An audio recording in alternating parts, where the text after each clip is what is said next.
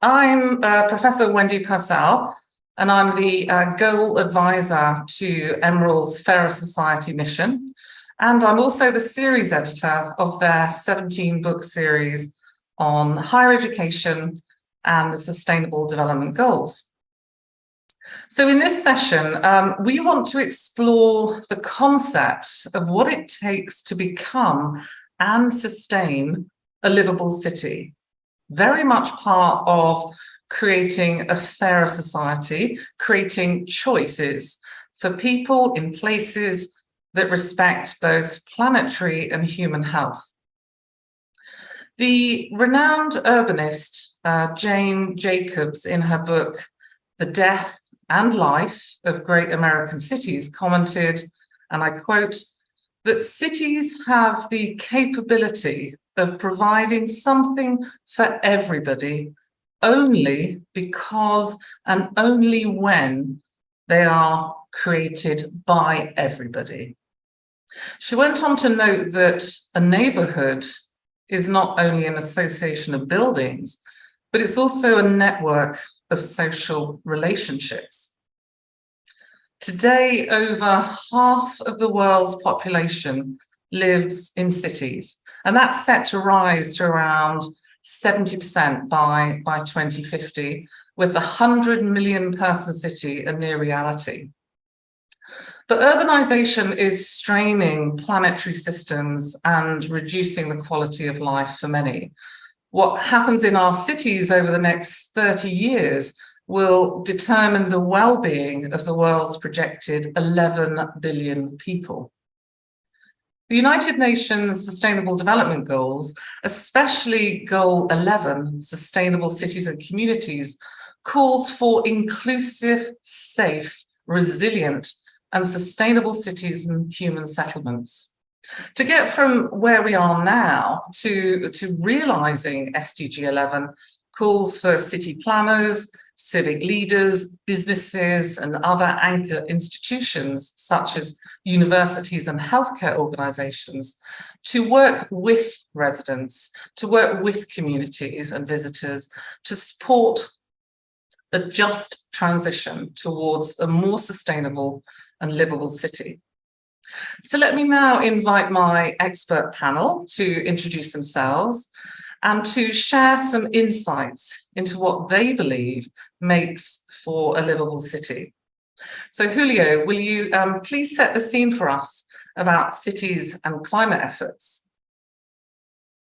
Of course. Thank you so much, Wendy. Thank you for inviting me, both you and Emerald, for this great opportunity. It's a pleasure to share thoughts with you all, with all the panel and with the attendees later. So you said the most relevant things, right? But if I have to stress one thing, I would say that we live in cities because we have opportunities there, right? So we go to cities because normally we have jobs there, we have opportunities to work, but also because the cities give us lots of services, right?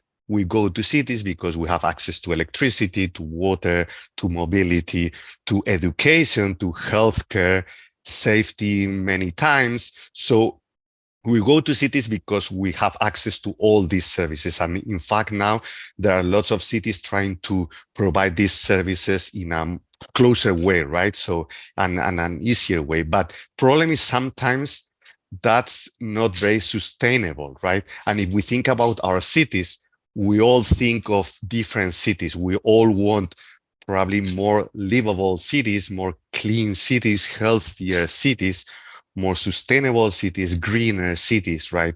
And so we want to have access to these services, but also with high quality of life, let's say, right? And in a more livable way. And I think we all agree that to make this happen, we need to change the system, right? Because the city, in the end of the day, is a system of systems. If we think of all these services, we can think, for example, on education. Let's think of a school for kids, right?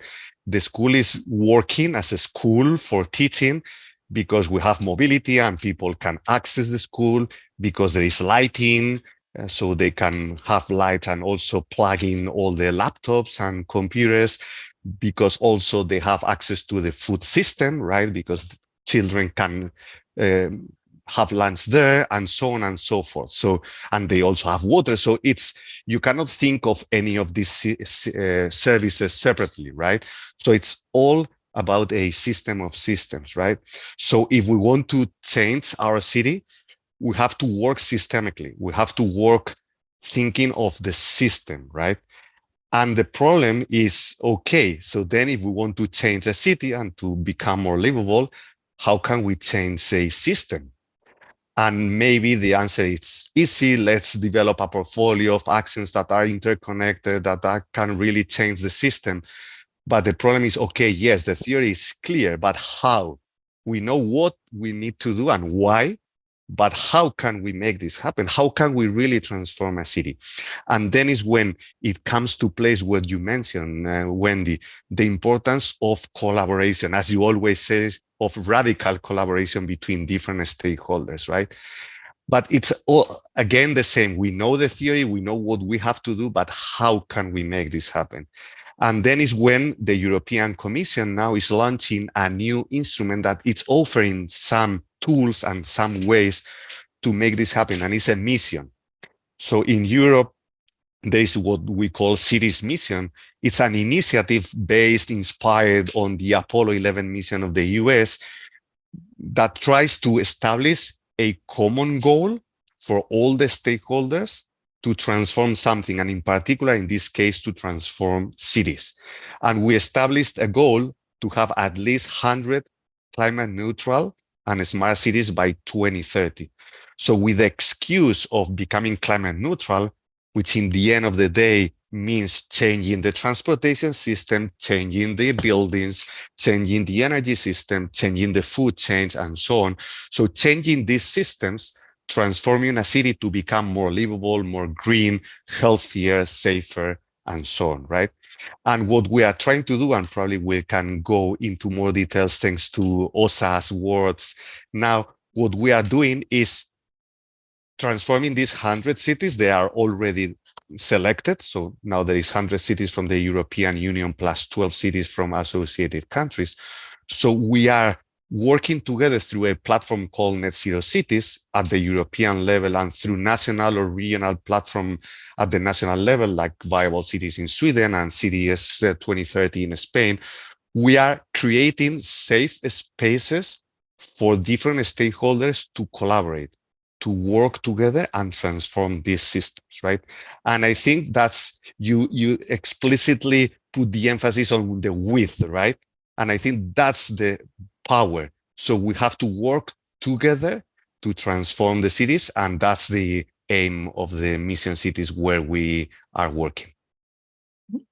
That was great. Thank you, Julio, for just setting out the scene and giving us that sense of the dynamism as well of cities, but also that sense of it being a system of systems. I love that framing. So also, will you maybe take us on a little and explore this concept of viable cities that we just got introduced to? I think you're involved with that initiative. So also take us on.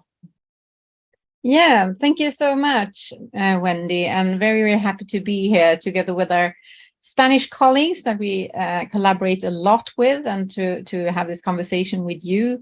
I do think that a lot of what you have said is about this radical collaboration. It's about really connecting people to a common narrative, basically. Why do we need to transform society, and what is that what we want to achieve? So in Sweden, we started off 2017 with our program, which is funded by 3 government agencies jointly. And very early on, we realized that how can we convene people to collaborate in a radical way to achieve climate neutrality in cities? And this was early on when the discussions about this mission were going on.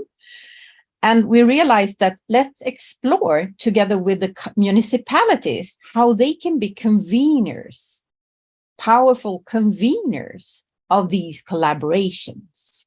So that is what we have worked to do. So we started off early on, and we did something where we mobilized 9 municipalities together with a lot of actors. So both industry, the public sector, not least kind of the publicly owned companies, utility companies and such, but all kinds of public organizations, civil society organizations, but also academia and research institutes. So how can we convene powerful collaboration around a common mission? That is the goal. So how can we actually not only kind of the goal is not about kind of getting rid of the climate emissions, because that will not bring us a kind of good life. But the goal is to put people in the center, their aspirations and their goals for achieving better daily lives. We need to change the way we eat, the way we travel, the way we consume, the things we do in our built environment, and so on and so forth. So it becomes a natural thing to have a mobility that is, for instance, based on walking, cycling, having livable environments around schools, around workplaces, getting green infrastructures as a kind of powerful tool to not only combat climate change, but also give us a lot of value in terms of what makes life worth living, but also health for people. So radical collaboration and convening power is what it's all about.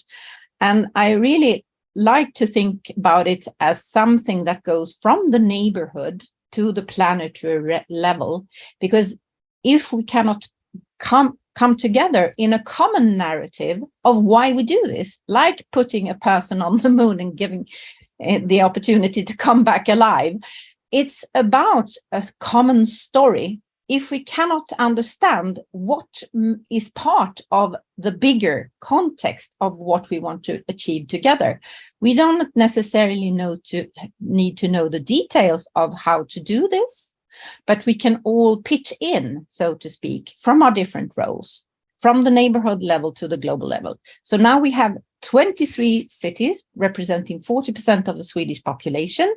We have 6 government agencies mobilized across society doing this together with us. And we're so happy to collaborate with our Spanish colleagues in Cities 2030 and with all different actors around the Net Zero City platform in Europe. And there's actually an emergence in some 15 countries of national platforms like ourselves. So we're very, very happy to that. It's fantastic. And it's such a great some really insightful points and such a great setup now, I think, to invite my colleague Jaime to kind of connect those dots around radical collaboration and convening power, and really, I think, try and help situate for us the role of higher education in this dialogue and the role of universities in this dialogue. So Jaime, thank you to also for giving us that runway into this space. So would you want to take us on, Jaime? Of course, and thank you so much, Wendy, and thank you all. It's a pleasure to join in such a conversation. So, yeah, I believe, and I think that we all can agree that universities can become a key actor of the house, what Julio was saying, how we can accelerate the climate-urban transition and can develop really important role together with city councils in this really powerful convening function. And moreover, I think that as the scholars, we have the responsibility to claim for committed higher education institutions that can participate effectively in this global effort. And I think that we are not just a few. There are many examples all around the world of universities working in this deep collaboration with their surrounding communities. And this is the starting point of the book that Julio and me are editing, showcasing with practical examples that will be covered later, the importance of universities in this climate-urban transition. And why our institutions are we think that are particularly well placed for fulfilling this role. Well, firstly, because the combination of expert knowledge, youth talent, and also intangible assets such as legitimacy or neutrality. And also because of their independence and capacity of developing own strategic SDG-oriented programs. But for having the chance of reaching real impact at scale, some activation energy must be created, and also a combination of top-down and bottom-up efforts has to be combined. In our experience, this energy can be created quite easily and in a quite silent way from academic innovations. For example, challenge-based training products that can convene a wide set of cross-disciplinary scholars in a certain institution. Then structural innovations can support more stable and ambitious processes that can be created to develop these radical collaborations with city councils and the main stakeholders in a city. And once these collaborations are set, what transformational ingredients do we need to unlock these systemic and inclusive changes that Julio was mentioning before? Well, firstly, and I think that Julio and Asa highlighted, we need to articulate a shared vision among a wide set of diverse stakeholders, and also through a clear and specific common roadmap. And this is what we are trying to do with the European mission to achieve 100 climate neutral cities before 2030. Secondly, we need to develop cross-sectoral action to affect different singular points of this system of systems that are the cities. And universities can develop, jointly with city councils, can develop a convening capacity and can reinforce public attention, the involvement of different stakeholders, and the leverage of resources. And thirdly, very important, the aggregation of new knowledge about the house, how we can collaborate more and more and in a deeper way. And also universities can reinforce these collaborative efforts through the creation of communities of practice and through capability building.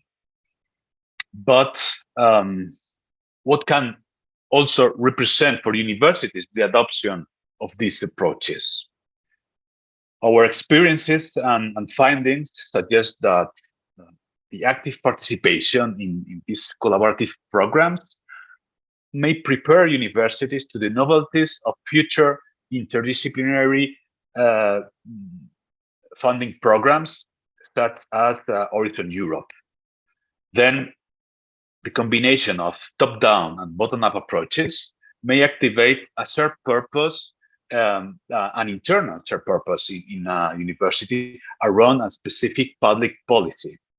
And thirdly, dedicating attention to relational drivers facilitates the incentives for faculty to participate in this systemic and collaborative arrangement. Many of these insights will be covered in the different chapters that we will describe later, Wendy, and it will be a pleasure to provide more detail. Thank you so much, Jaime. And I've just got this wonderful image of us, in universities from our ivory tower coming and plugging into this network, and uploading all our incredible assets that you described so ably of our talent and solutions and experts. It's really important. But I think you're also reminding us of as we touched on, the radical collaboration, the power of working with our communities and really connecting deeply with our communities. So thank you for sharing such important points. And I think this is a great segue, BK, just to invite you to tell us really how we can bring everyone into this work, especially the most vulnerable. When Asa talked about a good life, we're talking about a good life for everyone. And so maybe you can just help us think through, how do we bring everyone into this collaboration, these convenings? Thank you so much, Wendy. As said, my name is Bakhetsile BK Mangena. I think colleagues have really mentioned quite important aspects of looking at livable city. I think in the context where I am, one has also looked at, it's also about fit for purpose. What have we done, to create this environment to meet the needs of the people at that particular time? So when we start talking about our vulnerable communities, in the context of South Africa, if I were to make an example, is that what the city has done, we've had a lot of migration coming in, and that has resulted to a lot of vulnerable communities. And these communities have now become part of the city. They are part of the city in an informal settlement, which is just adjacent outside of the city. And they're now embedded into urban communities. So which means now any budget that goes into place, any discussion, any policy implementation, that means that the city needs to consider these vulnerable communities. And what we've seen is that integration between the urban communities and the vulnerable communities. And this has been done through various platforms. We've seen universities also coming on board. We've got an example of a project that has been done by a university that looks at urban future studies, that has looked at the integration of vulnerable communities and what's happening in the city, and programs that bring about entrepreneurship. Those are some of the programs that have created an enabling environment for the informal economy to also take place, because that's also another thing that we've seen that sustains vulnerable communities, them having opportunities. And the city in this way have started to create a more of, an informal setting, but creating space where that can take place. So that means that in their day-to-day, they've now involved these vulnerable communities in their planning because they are part of them now. So that has really been interesting to see.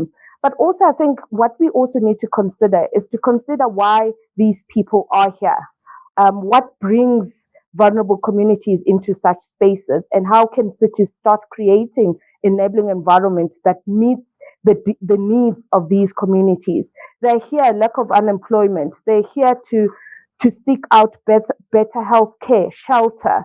They're here to seek land, space, to build, these informal settlements. And what the city has now done, the city has now provided where they are based in those informal shelters, has now built, provided them with water and sanitation, provided with electricity to kind of make the space now livable.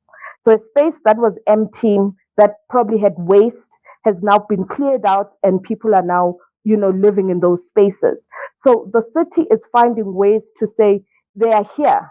They've migrated from rural areas. They've migrated outside of the country. It could be refugees. It could be people coming, it could be people coming from other cities that have now, found a home in these spaces. And now the city has now have to come and sit down with city council, with local municipalities, with district municipalities, because that is how we are structured, with district municipalities, and actually have a conversation to say, how do we make this more livable for everyone?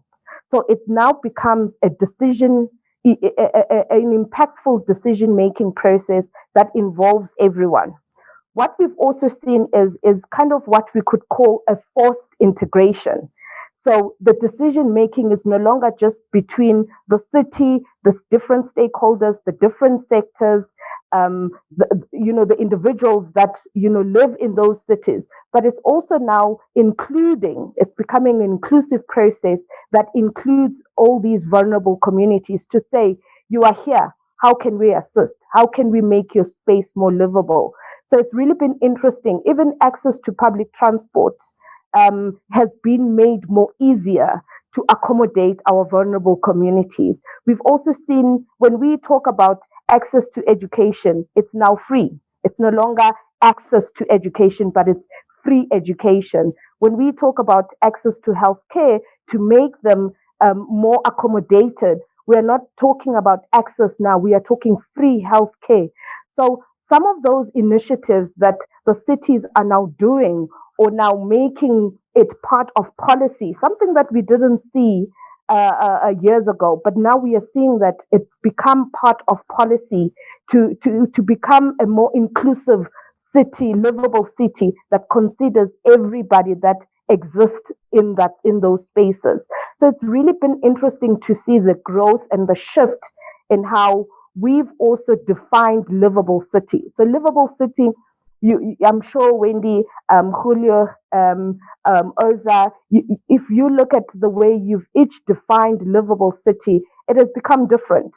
It has changed over time. It has changed because of what people need at that particular time, what people, it's more of a fit for purpose at that particular time. So it's been really interesting to see the integration of vulnerable communities and how the city has seen that one way or the other, we have to find a way to work with these communities. They're not going anywhere. They've created a home. So how do we make it more livable? And I think the integration into different programs, creating an enabling environment where entrepreneurship takes place, economy, informal economy taking place, and providing services, basic services, has now become on the horizon, on the agenda of the city's budget, on the city's planning commission. So it's been very interesting to see. That was fascinating, and I think it gives us some, I think, really good framing around a livable city is an inclusive city. We have to recognize, the dynamic kind of attraction of people coming in for the kinds of services that Julio mentioned, that they need to be available to everyone. And so looking at the efforts to be inclusive and how we do that and how we recognize this dynamic nature of a living city as well as a kind of livable city. So I think that's really helped us to kind of frame some of the concepts here, and for me, I think we're hearing about this sense of a livable city that sees everyone, as BK said, having equitable access to these essential services, with kind of food and parks and cafes and sports and health and schools and even work, close by, and that those kind of individual areas within the city need to fulfill social functions, like living and working, but also caring and learning and enjoying. When we're talking about a livable city, we're talking about one that, as Asa said, is about a good life. I think we've all touched on, the radical collaboration that it's going to take to get there, and the partnership working that that's really needed to create a city that, drawing on the SDGs, is one that leaves no one behind. So I just want to finish up really by doing a quick fire round and maybe just ask each of you for one or two sentences on what you believe makes for a livable city, particularly when it comes to creating a fairer society. So maybe I can start with you, BK, and then we go to Asa, and then hand over to Jaime, and then finally to Julio. So BK, what do you believe makes for a livable city when it comes to creating a fairer society? Well, I believe that if we look in the different contexts, and in Africa specifically, urbanization is occurring in the absence of economic structural transformation. We've noticed that the use of space is also determined by the need at that particular time for that particular group of people. And the focus is always about the quality of life. It's always about the quality of life. So awesome. Yeah, I think there are loads and loads of things that we can do better with involving people in democratic processes in new ways.